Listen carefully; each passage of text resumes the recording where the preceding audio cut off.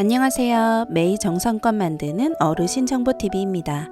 은행보다 이자를 더 많이 주는데 원금까지 안전하다면 어떨까요? 이렇게 묻는다면 많은 분들이 귀가 솔깃하실 겁니다. 재테크라고 하면 보통 위험하고 어려운 걸 떠올리십니다. 주식이나 펀드처럼 하루가 다르게 출렁이는 걸 생각하시고 괜히 손댔다가 돈을 잃을까 걱정하시죠. 실제로 TV 뉴스에서 주식 폭락 소식이 나올 때마다 내가 괜히 했다간 저렇게 되겠구나 하며 마음을 접으신 분들도 많으실 겁니다. 그런데 꼭 그렇게 위험한 재테크만 있는 건 아닙니다. 주식처럼 매일 가격을 들여다볼 필요도 없고 예금보다 좀 더 높은 이자를 받을 수 있으면서도 원금이 안전한 방법이 있습니다. 바로 채권입니다. 오늘은 이 채권에 대해 차근차근 풀어서 알려드리겠습니다. 구독과 좋아요로 매일 정보 챙기세요. 그럼 시작합니다. 채권이라는 말을 들으면 어렵게 느껴지실 수 있습니다. 뭔가 전문가들만 다루는 상품 같고 나와는 거리가 멀게 들리죠. 하지만 실제로는 아주 단순합니다. 채권은 돈을 빌려주고 그 대가로 이자를 받는 약속이 적힌 종이입니다. 은행에 돈을 넣으면 은행이 그 돈을 다른 사람에게 빌려주고 대신 우리에게 이자를 주죠. 채권은 이 구조에서 은행을 건너뛴 것입니다. 우리가 직접 국가나 기업에 돈을 빌려주고 이자를 받는 거죠. 즉 채권은 나는 돈을 빌려줬으니 약속된 날짜까지 이자 주고 마지막엔 원금 돌려줘 라는 내용이 적힌 증서입니다. 예를 들어 정부가 고속도로를 새로 놓거나 병원을 짓기 위해 돈이 필요하다고 해볼게요. 세금만으로는 당장 부족할 수 있으니 정부는 국채라는 채권을 발행합니다. 국민이나 은행, 기관이 이 국채를 사주면 정부는 그 돈을 사용하고 대신 매년 약속한 이자를 주다가 만기가 되면 원금을 돌려줍니다. 어르신들께서 젊을 때 친구에게 돈을 빌려주고 1년마다 이자 줄게, 몇 년 뒤 원금 갚을게 하고 약속했던 경험과 크게 다르지 않습니다. 다만 이건 개인이 아니라 국가가 약속하는 거니까 훨씬 더 믿을 만한 겁니다.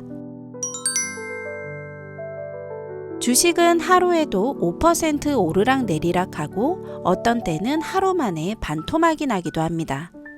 그런데 채권은 만기까지 들고 있으면 약속된 이자를 꼬박꼬박 받을 수 있습니다. 예를 들어 국채 3년 만기 연 3% 금리라고 하면 1,000만 원을 넣었을 때 매년 30만 원을 이자로 받고 3년 뒤에는 원금 1,000만 원을 그대로 돌려받습니다. 물론 채권도 중간에 팔면 가격이 오르내릴 수 있습니다. 하지만 끝까지 가지고만 있으면 이자와 원금을 그대로 보장받습니다. 그래서 주식처럼 매일 가격을 확인하며 마음 졸일 필요가 없습니다.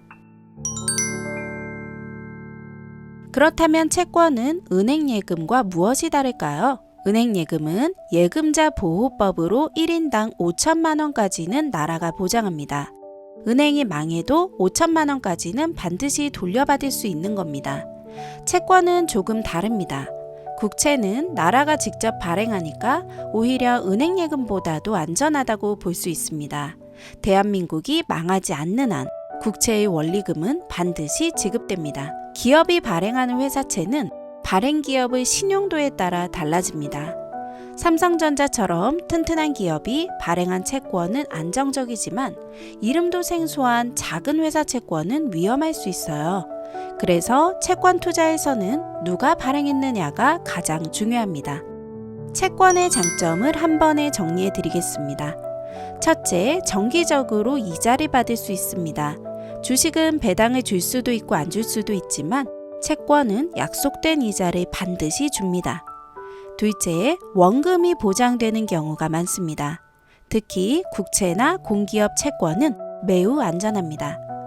셋째, 주식처럼 매일 들여다보지 않아도 됩니다. 만기까지 들고 있으면 정해진 수익이 나오니까 마음이 편합니다. 넷째, 은행보다 금리가 높은 경우가 많습니다. 최근 은행 정기예금 금리가 3% 수준이라면 국채나 회사채는 3.5%에서 4%까지도 받을 수 있습니다. 72세 김순자 어르신은 평생 은행예금만 쓰셨습니다. 안전이 제일이라고 생각하셨기 때문입니다. 그런데 자녀가 국채를 추천해줬습니다.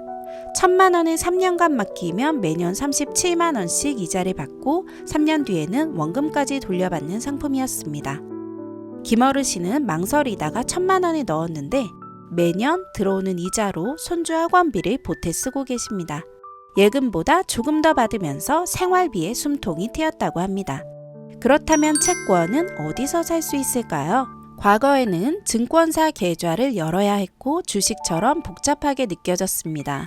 하지만 요즘은 훨씬 쉽습니다. 은행 앱에서 국채를 소액으로도 살 수 있고 증권사 앱에는 채권 전용 코너가 있어서 클릭 몇 번이면 구매가 가능합니다. 은행 창구에 가서 국채 사고 싶습니다 라고 말씀하셔도 직원이 안내해 줍니다.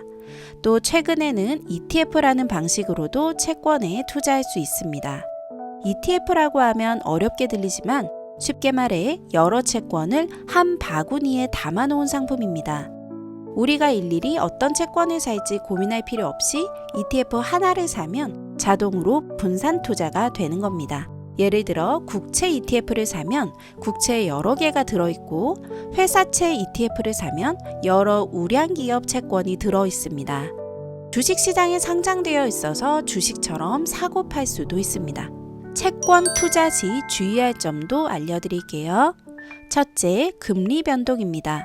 금리가 오르면 기존 채권 가격은 떨어지고 금리가 내리면 가격이 오릅니다. 하지만 만기까지 들고 있으면 손해가 없습니다. 둘째, 발행 주체의 신용도를 확인해야 합니다. 국채는 안전하지만 회사채는 기업이 튼튼한지 반드시 확인해야 합니다. 셋째, 중간에 팔면 손해가 날 수도 있다는 점입니다. 따라서 어르신들께서는 만기까지 들고 가는 게 가장 좋은 방법입니다. 정리하겠습니다. 채권은 주식처럼 위험하지 않으면서도 은행 예금보다 조금 더 높은 이자를 받을 수 있는 방법입니다. 국채와 공기업 채권은 나라가 보장하기 때문에 안심할 수 있습니다. 어르신 여러분, 작은 차이가 모이면 큰 차이가 됩니다. 내 돈은 안전하게 지키면서도 생활비는 한결 여유로워질 수 있습니다. 오늘 영상이 도움이 되셨다면 구독과 좋아요 꼭 부탁드립니다. 늘 건강하시고 행복하세요.